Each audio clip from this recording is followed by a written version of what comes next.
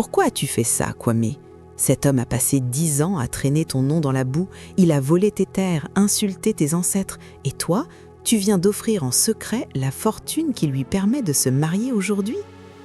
Parce que la haine est un poison qui demande trop d'énergie pour être entretenu. Je préfère qu'il vive dans un bonheur acheté par mon silence plutôt que de le voir périr et devenir le fantôme de ma propre amertume. Ce soir-là, alors que les flambeaux de la fête illuminaient le visage radieux de Kofi, personne ne savait que son bonheur avait été financé par son plus grand ennemi. Mais le destin possède une comptabilité que les hommes ne maîtrisent pas. Bienvenue sur Légendes Interdites FR. Préparez-vous, car ce que Kwame a fait ce soir-là n'était pas un acte de faiblesse, mais le début d'une épreuve qui allait tester les limites de l'âme humaine. L'histoire prend racine dans le village de Kuluba, une terre rouge et fertile où les traditions pèsent aussi lourd que le soleil de midi. C'est ici que deux garçons, Kofi et Kwame, ont grandi ensemble, partageant les mêmes jeux sous le grand baobab. Mais dès l'enfance, une fissure invisible s'était creusée entre eux. Kofi était le feu, charismatique, bruyant, toujours en quête d'approbation et de pouvoir. Kwame était l'eau, calme, réfléchi, doté d'une patience qui, paradoxalement, irritait Kofi plus que n'importe quelle insulte. La rupture définitive se produisit lors de la fête de la moisson, il y a de cela 15 ans. Une compétition de lutte traditionnelle opposait les deux jeunes hommes devant tout le village. Kofi, sûr de sa force et de son prestige, pensait écraser Kwame en un instant. Mais dans un mouvement d'une agilité inattendue, Kwame utilisa la force de son adversaire contre lui-même, projetant Kofi dans la poussière devant les anciens et surtout devant les yeux de la jeune fille qu'ils convoitaient tous les deux. Pour Kwame, ce n'était qu'un sport.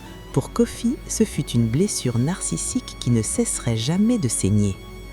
Dès ce jour, Kofi fit de la destruction de Kwame l'unique but de son existence. Il ne se contentait pas de l'éviter, il s'attaquait à sa réputation avec une précision chirurgicale. Il colportait des rumeurs infâmes dans les marchés, sabotait les outils de travail de Kwame et allait jusqu'à soudoyer les gardiens des terres pour réduire les pâturages de son rival. Kwame, fidèle à la sagesse de sa lignée, choisit le silence. « La rivière ne discute pas avec les pierres qu'elle contourne », disait-il souvent.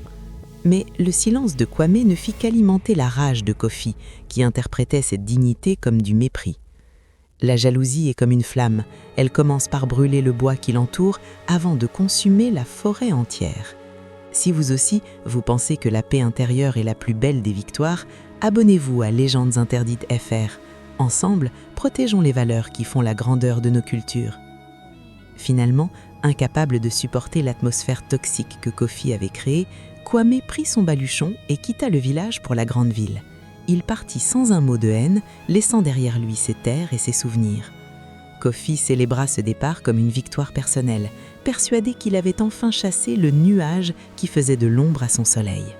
Pendant 10 ans, Kofi régna sur les conversations du village, se vantant d'avoir vaincu son ennemi, ignorant que pendant ce temps, dans le tumulte de la ville, Kwame bâtissait un empire commercial basé sur l'honnêteté et le dur labeur. 10 ans plus tard, le destin ramena Kwame à Kuluba. Mais il ne revint pas pour se venger, il revint pour enterrer sa mère. Il était désormais un homme d'une richesse immense, mais il portait toujours la même simplicité. En revanche, Kofi avait sombré. Sa méchanceté l'avait isolé, ses mauvaises affaires l'avaient ruiné, et il luttait désormais pour ne pas perdre la seule chose qui lui restait, son honneur de futur marié. Il était éperdument amoureux de Malaika, la fille du chef, mais la dot demandée était colossale. Sans cet argent, Malaika serait donnée à un autre. Kofi était au bord du gouffre, prêt à tout, même au pire, pour ne pas perdre la face. C'est à ce moment précis, dans l'ombre des rumeurs, que Kwame apprit la détresse de son bourreau. Le succès d'un ennemi est une douleur, mais sa chute est un test pour notre propre humanité. Laissez un « j'aime » si vous voulez découvrir dans le chapitre 2 comment Kwame a conçu le plan le plus audacieux et le plus secret pour sauver celui qui l'avait bandit. Le retour de Kwame au village de Kuluba n'avait rien d'une parade triomphante. Bien qu'il soit désormais l'un des négociants les plus influents de la côte, il se déplaçait avec la discrétion du nombre. Mais à Kuluba, les murs ont des oreilles et la poussière porte les secrets. Kwame apprit très vite, par les murmures des vieilles femmes au puits, la situation désespérée de Kofi. Son ancien rival était devenu l'ombre de lui-même. Sa haine, autrefois son moteur, s'était transformée en un poison qui l'avait rongé de l'intérieur. Kofi était désormais un homme ruiné, incapable de réunir ne serait-ce qu'une fraction de la dot immense réclamée par le chef pour la main de Malaïka. Le village ricanait. Les gens que Kofi avait autrefois intimidés prenaient désormais un plaisir malin à le voir mendier. Le chef du village, un homme pragmatique, avait été clair. Sans les 50 pièces d'or, les 10 pagnes de soie et les têtes de bétail avant la fin de la lune, Malaïka sera promise aux vieux marchands du royaume voisin. Kofi était dévasté. Il passait ses nuits à boire du vin de palme amer, hurlant à qui voulait l'entendre que Kwame était sûrement responsable de ses malheurs par quelque sorcellerie apprise en ville. Kwame, du haut de sa véranda, observait cette déchéance. Il aurait pu savourer sa revanche. Il aurait pu, d'un seul mot, racheter toutes les terres de Kofi et le transformer en serviteur. Mais Kwame n'était pas un homme de vengeance. Une nuit, alors que le village était plongé dans un silence profond, il fit appeler le vieux Moussa, le doyen des sages, l'homme dont la parole était la loi de la conscience du clan. Le vieux Moussa entra dans la demeure de Kwame avec méfiance. « Pourquoi m'as-tu fait venir, Kwame ? Veux-tu que je t'aide à écraser ce pauvre Kofi une fois pour toutes ?» Kwame secoua la tête et posa sur la table une bourse de cuir si lourde que le bois en guimit. Elle contenait l'équivalent de 2 dots. « Je veux que tu portes cet argent au chef demain matin. Dis-lui qu'un oncle éloigné de Kofi, mort en exil, a laissé cet héritage pour que son neveu puisse fonder un foyer digne de son nom. » Le vieux Moussa écarquilla les yeux. « Tu es fou, Kwame ? Cet homme a passé 10 ans à essayer de te détruire. S'il obtient cette femme et ce prestige, il n'aura de cesse de t'attaquer à nouveau. Tu es en train de lui donner l'épée avec laquelle il va t'égorger. » Kwame sourit tristement. Kofi a besoin d'une leçon que seule la bonté peut donner. S'il échoue malgré ce cadeau, ce sera devant Dieu. Mais moi, je refuse d'être le spectateur de la ruine d'un frère de sang. Mais attention, Moussa, si une seule personne apprend que cet argent vient de moi, je quitte ce village et je ne reviens jamais. Il y a une grandeur dans le don anonyme que l'orgueil ne pourra jamais comprendre. C'est le principe du secret de la main droite. Ce que tu donnes, ne le crie pas sur les toits. Laissez un j'aime sur cette vidéo si vous pensez que Kwame a pris le risque le plus noble de sa vie. Le lendemain, le miracle de Kuluba éclata. Le chef annonça que la dot avait été payée par un bienfaiteur familial. Kofi, passant instantanément de la poussière à la gloire, retrouva son arrogance en un battement de cils. Au lieu d'être humble face à cette chance inouïe, il se pavonnait dans les rues, affirmant que ses ancêtres l'avaient enfin récompensé de sa droiture face à la méchanceté de Kwame. Il organisa un mariage d'une opulence indécente, invitant tout le village, sauf Kwame. Le jour de la cérémonie, Kwame regardait de loin, adossé à un manguier, les flambeaux illuminer la fête. Il voyait Malaïka, magnifique dans ses pagnes de soie, sourire à un Kofi qui se croyait le maître du monde. Kofi portait des bijoux achetés avec l'or de Kwame, marchait sur des tapis payés par Kwame et buvait du vin offert par Kwame. C'était le mariage de la honte, non pas pour celui qui recevait, mais pour celui qui donnait dans l'ombre d'une humanité bafouée. Le mensonge peut courir pendant 1 an, la vérité le rattrape en 1 jour. Abonnez-vous pour ne pas manquer le chapitre 3 où la vie de Kofi va de nouveau basculer et où Kwame devra choisir entre sa sécurité et le salut de la famille de son ennemi. 3 années de prospérité apparente s'étaient écoulées à Kuluba depuis le mariage mémorable de Kofi et Malaïka. Mais comme le disent les anciens, la pluie qui tombe sur le toit de menteur finit par mouiller ses secrets. Une sécheresse sans précédent, comme si le ciel lui-même avait décidé de fermer ses vannes pour punir l'ingratitude des hommes, s'abattit sur la région. Les puits tarirent les uns après les autres et la terre rouge, jadis fertile, devint aussi dure que le fer. Les plantations de cacao qui faisaient la fierté du village se transformèrent en bois mort. Kofi, qui n'avait jamais appris à gérer sa fortune, persuadé que le miracle se reproduirait éternellement, vit ses résidences s'effondrer et son bétail périr. Son arrogance qu'il avait entretenue grâce à l'or anonyme de Kwame commença à se craqueler. Il devint amer, colérique, s'en prenant à sa femme Malaika et accusant encore et toujours Kwame d'être le chat noir qui avait attiré le mauvais sort sur le village. Kwame, de son côté, avait utilisé sa richesse pour construire des citernes et stocker des vivres. Il nourrissait discrètement les orphelins et les veuves, mais il restait l'homme à abattre pour Kofi, dont la haine semblait croître à mesure que son ventre se vidait. La tragédie frappa au cœur de la saison sèche. Malaika mit au monde un fils, mais l'accouchement fut difficile. Dans un village privé de ressources et accablé par la chaleur, la jeune mère et le nouveau-né commencèrent à s'éteindre. Kofi, désespéré, alla voir les guérisseurs, mais aucun ne pouvait agir sans les médicaments rares qui ne se trouvaient qu'à la capitale, à 3 jours de marche. Il n'avait plus une seule pièce de cuivre pour payer le voyage, encore moins le traitement. Un soir de tempête de sable, alors que Malaika délirait de fièvre, Kofi s'effondra devant sa case, pleurant des larmes de poussière. Il était là, l'homme qui se croyait béni, incapable de sauver la seule personne qu'il aimait encore. C'est à cet instant qu'il entendit un cri déchirant. Malaika, dans un dernier souffle de lucidité, appela à l'aide. Non pas Kofi, qu'elle savait impuissant, mais le ciel. Son cri traversa la concession et atteignit les oreilles de Kwame, qui marchait seul dans la nuit pour inspecter ses réserves d'eau. La vie nous dépouille parfois de tout pour nous montrer ce qui compte vraiment. On peut mentir aux hommes, mais on ne ment pas à la nécessité. Si vous croyez que le destin place toujours les bonnes personnes sur notre chemin, même celles que nous avons rejetées, abonnez-vous à Légendes Interdites FR. Nos histoires sont les boussoles de vos émotions. Kwame s'arrêta net. Il reconnut la voix de Malaika.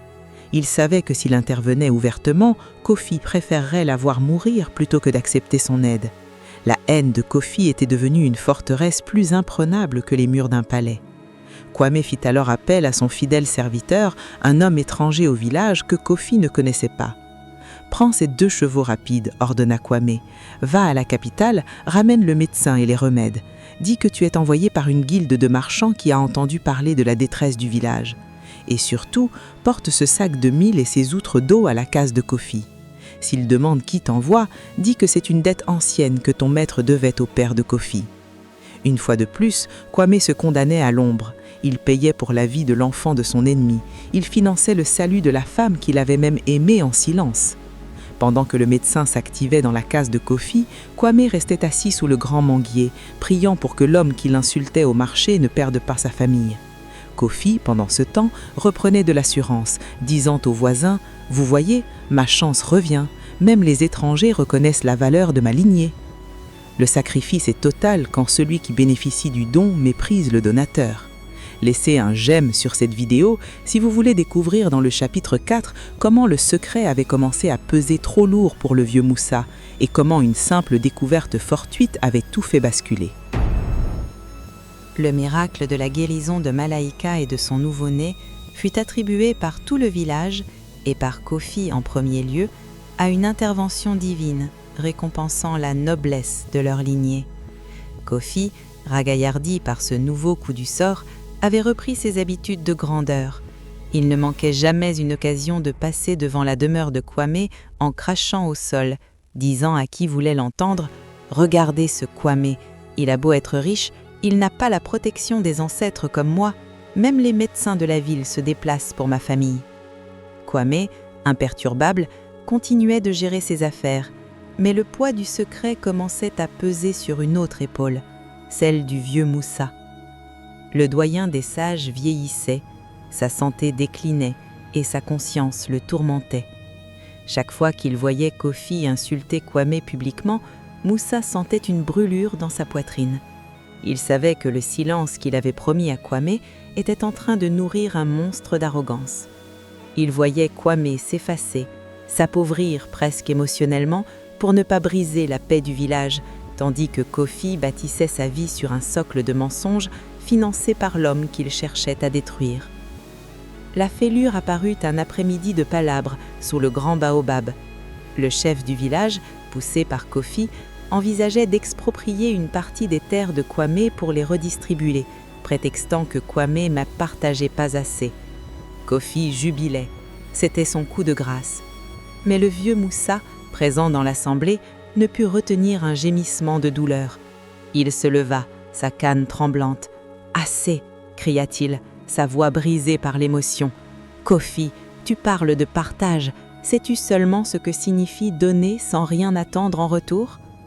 La foule fit silence. Kwame, présent dans l'assistance, fixa Moussa d'un regard suppliant, lui rappelant muettement sa promesse. Moussa se rassit, le souffle court, mais le doute était semé. Malaïka, qui était présente, remarqua ce regard. Elle n'était pas aveugle, elle avait remarqué que le médecin de la ville portait des bottes que seul Kwame importait. Elle avait remarqué que le sac de mil offert par l'étranger avait la même marque que ceux du grenier de Kwame. Le doute, une fois planté, commence à germer dans l'obscurité. La vérité est comme une graine sous le bitume, elle finit toujours par fissurer la surface, peu importe l'épaisseur du mensonge. Si vous croyez que le silence est parfois plus lourd à porter que la vérité elle-même, abonnez-vous à Légendes interdites FR. Nos histoires ne sont pas que des récits, ce sont des miroirs de l'âme humaine. Le soir même, Malaïka fouilla dans les coffres de son mari, cherchant les reçus de la dot et des soins médicaux. Elle ne trouva rien, si ce n'est une petite amulette que le médecin avait oubliée près du berceau. C'était une amulette de protection que Kwame lui-même lui avait offerte quand ils étaient enfants, avant que la haine ne sépare les deux hommes. Malaïka comprit alors tout. Le choc fut tel qu'elle s'effondrait en larmes. Elle réalisa qu'elle vivait dans une maison bâtie par son prétendu ennemi, qu'elle portait des bijoux offerts par sa compassion et que son fils respirait grâce à sa bourse. Elle regarda Kofi, qui rentrait du marché en riant d'une nouvelle mauvaise blague sur Kwame, et elle ressentit une répulsion qu'elle n'avait jamais connue. Elle décida de se taire pour l'instant, mais la fêlure était là. Le secret n'était plus la propriété de Kwame et de Moussa, il appartenait désormais à la femme qui était au centre du conflit. Quand la vérité éclate, elle ne fait pas de quartier. Laissez un germe si vous voulez découvrir dans le chapitre 5 comment Malaïka a orchestré la confrontation ultime et comment le vieux Moussa a rendu son dernier souffle en libérant enfin sa parole. La tension dans le village de Koulouba était devenue presque palpable, comme l'électricité qui charge l'air avant les grandes pluies. Malaïka ne pouvait plus supporter le poids du mensonge qui étouffait sa maison. Chaque fois qu'elle voyait son mari, Kofi, se pavaner avec une superbe tunique achetée grâce à un crédit mystérieux qui n'était autre qu'un nouveau don de Kwame, elle sentait son cœur se serrer. Le point de rupture survint lors de la grande palabre annuelle, sous le baobab sacré, là où les litiges fonciers et les offenses d'honneur étaient jugés devant les esprits des ancêtres. Kofi, encouragé par ses succès passés, avait osé l'impensable. Il accusait Kwame d'avoir empoisonné le dernier puits du village par jalousie de sa propre réussite. Il réclamait l'exil définitif de son rival. Kwame était là, debout, calme comme un roc au milieu de la tempête, les bras croisés, acceptant les insultes sans broncher. Mais cette fois-ci, le destin ne permettrait pas au silence de régner. Le vieux Moussa, porté par deux jeunes hommes car ses jambes ne le soutenaient plus, s'avança au centre du cercle. Son visage était d'une pâleur effrayante. Il savait que ses jours étaient comptés et il refusait de se présenter devant ses ancêtres avec une langue chargée de secrets. « Assez de mensonges !» s'écria le vieux Moussa, et sa voix, bien que faible, fit taire les rumeurs instantanément. Il se tourna vers le chef du village. « Majesté, j'ai juré le secret à un homme, mais le ciel me demande aujourd'hui de parler. Kofi, tu parles d'empoisonnement, tu parles de haine. Sais-tu que l'homme que tu pointes du doigt est celui qui a payé chaque grain de riz que tes enfants mangent depuis 3 ans ?» Kofi éclata de rire, un rire nerveux et méprisant. « Le vieux délire, Moussa a perdu l'esprit. Kwame ne me donnerait pas même l'eau de son bain. » Mais Moussa ne recula pas. Il sortit de sa besace les parchemins scellés que Kwame lui avait confiés pour plus tard. Les registres de la dot, les reçus du médecin de la capitale et les preuves des transferts d'or anonymes.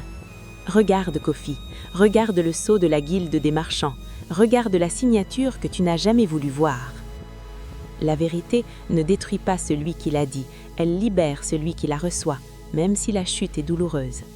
Si vous pensez que la vérité vaut mieux qu'un mensonge confortable, abonnez-vous à Légendes Interdites FR. Ici, nous ne racontons pas seulement des histoires, nous réveillons les consciences. Malaïka s'avança alors, tenant l'amulette de Kwame dans sa main. Elle la posa devant le chef. « C'est vrai, » dit-elle, la voix tremblante d'une émotion contenue. « Mon fils respire grâce à l'homme que mon mari méprise. Ma dot a été payée par les mains que mon mari refuse de serrer. Nous avons vécu dans une maison de charité en croyant habiter un palais de mérite. » Le choc fut si violent que Kofi chancela comme s'il avait reçu un coup de massue. Le silence qui s'abattit sur le village était total, un silence de mort. Les villageois regardaient Kofi avec une pitié mêlée de dégoût, puis tournaient les yeux vers Kwame, qui baissait la tête, non par honte, mais par tristesse d'avoir vu son secret éclater ainsi. Kofi regarda les parchemins, reconnut l'écriture et comprit l'ampleur de sa propre petitesse. Il n'était pas le favori des ancêtres, il était le projet de miséricorde de l'homme qu'il haïssait. Le vieux Moussa, après avoir délivré son message, s'effondra doucement dans les bras de ses fils. Il rendit son dernier souffle sous le baobab, un sourire de paix sur les lèvres. Il était libéré. Mais pour Kofi, le véritable enfer commençait, celui de la confrontation avec sa propre conscience. Le mensonge s'est évaporé, mais que reste-t-il d'un homme quand son orgueil est réduit en cendres ?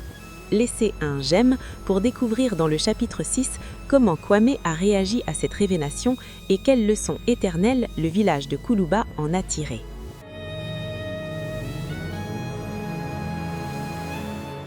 Le village de Kuluba ne fut plus jamais le même après ce jour sous le baobab.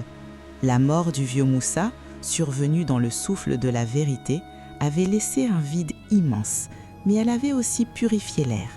Kofi, jadis si bruyant et arrogant, était devenu l'ombre de lui-même. Non pas par pauvreté, car ses greniers étaient pleins grâce à Kwame, mais par une honte qui lui brûlait la peau comme un feu de brousse. Pendant des semaines, il resta enfermé dans sa case, incapable de croiser le regard de ses enfants ou de sa femme Malaïka. Il réalisait que chaque mot de haine qu'il avait craché contre Kwame était une flèche qui avait fini par se retourner contre son propre cœur. De son côté, Kwame n'éprouvait aucune joie à voir son ennemi ainsi brisé.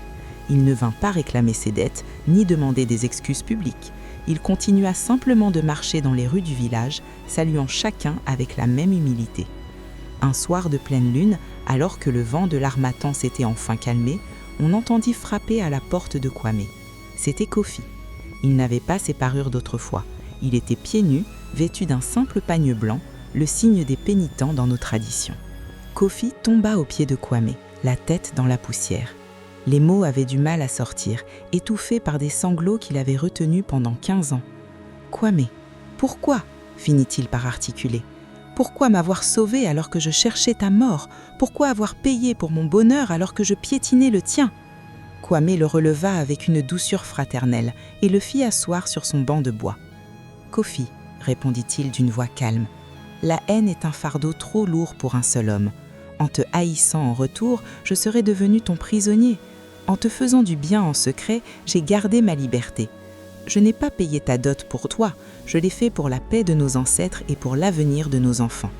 Aujourd'hui, tu ne me dois rien, car le plus grand cadeau que tu puisses me faire, c'est de devenir l'homme de bien que Malaïka mérite. » Nous arrivons au terme de cette épopée. Si cette histoire de pardon et de noblesse d'âme a touché votre cœur, ne partez pas sans laisser une trace de votre passage. Abonnez-vous à Légendes Interdites FR pour continuer à nourrir votre esprit de ces leçons de vie. Laissez un cœur en commentaire si vous croyez que le pardon est la forme la plus élevée de la victoire. Kofi et Kwame ne devinrent pas les meilleurs amis du monde du jour au lendemain, mais ils devinrent des frères de respect. Kofi consacra le reste de sa vie à réparer le mal qu'il avait fait, devenant le protecteur des orphelins et le gardien de la vérité au village. Malaïka retrouva son sourire, voyant son mari enfin libéré de ses démons. La leçon que Kuluba a apprise et que nous devons emporter avec nous en 2026 est simple. La vengeance ne rétablit jamais l'équilibre, elle ne fait que creuser le trou. La véritable force ne réside pas dans la capacité à écraser celui qui nous offense, mais dans le courage de l'élever au-dessus de sa propre noirceur. Ne laissez jamais la haine d'autrui définir qui vous êtes. Soyez comme Kwame. Soyez la lumière qui brille même dans l'ombre de la trahison. Si vous avez aimé la noblesse de Kwame, découvrez comment un autre homme a gagné un royaume grâce à un pot vide. Merci d'avoir écouté cette légende jusqu'au bout. Restez noble, restez digne et souvenez-vous que la plus belle des richesses est celle que l'on donne en silence. On se retrouve très bientôt pour une nouvelle pépite sur Légendes interdites FR.